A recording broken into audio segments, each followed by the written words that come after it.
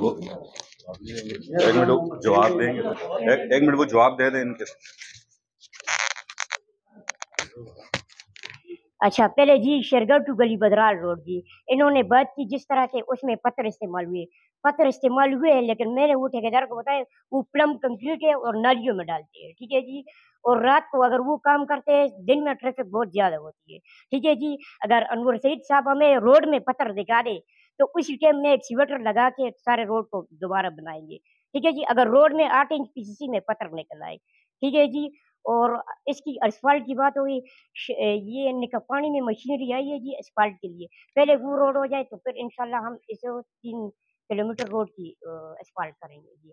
और ठेकेदार को फंड भी मिल गए हैं, ठीक है जी, रिलीज हो गए। जब भी वो असफाल्ट कर लेंगे तो हम उनको पेमेंट वगैरह कर देंगे।